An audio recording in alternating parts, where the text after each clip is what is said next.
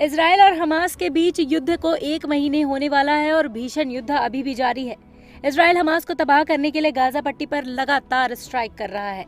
इसी बीच हिजबुल्लाह भी जंग में उतर आया है और इजरायल पर हमले कर रहा है। उधर इजरायल संघर्ष विराम न करने पर अड़ा हुआ है। इस मामले पर इजरायली डिफेंस फोर्स के प्रवक्ता ने कहा कि अगर हम हमास को उनके गढ़ों से बाहर नहीं निकालते तो हम भविष्य में फिर से 7 अक्टूबर जैसे हमले को आमंत्रित कर रहे हैं।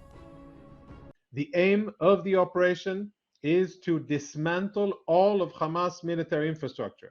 And there's an important point here because so many people around the world find it difficult to understand the linkage between the pictures of rubble and destruction that they see on their TV screens or their social media feed coming out of Gaza, and then us speaking about October the 7th, and they can't really understand how these two things are connected. The connection is very simple. The locations underneath those locations that are called refugee camps, but basically Hamas strongholds.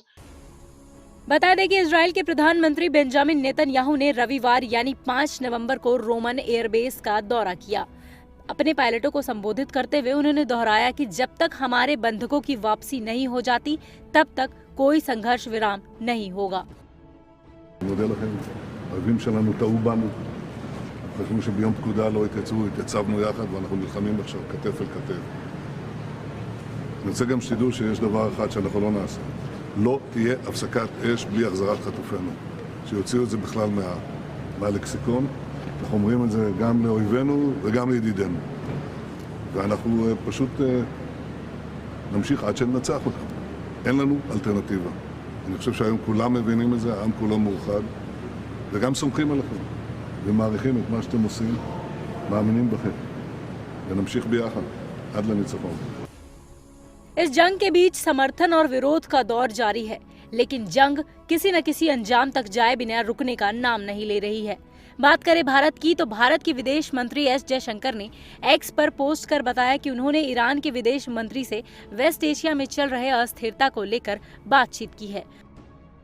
उन्होंने कहा है, आज Iran के विदेश मंत्री हुसैन अमीर Abdollahian से बात की, पश्चिमी एशिया की गंभीर स्थिति और अंतर्राष्ट्रीय समुदायों की चिंता पर चर्चा की, तनाव को रोकने और मानवीय सहायता प्रदान करने के महत्व से अवगत कराया, साथ ही संपर्क में बने रहने पर सहमति व्यक्त की।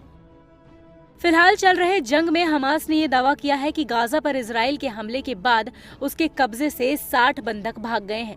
इससे पहले आतंकी संगठन ने कहा था कि अगवा किए गए बंधकों में से 50 इजरायली सेना के हमलों में मारे गए हैं। गौरतलब है कि अब तक इजरायली हमलों में 9,500 से ज्यादा फिलिस्तीनियों की मौत हो चुकी है। वहीं इजरायल के 1,500 से ज्यादा लोगों की जान जा चुकी है। युद्ध शुरू होने के बाद से अब तक इजरायल के 21 सैनिक भी मारे जा चुके हैं।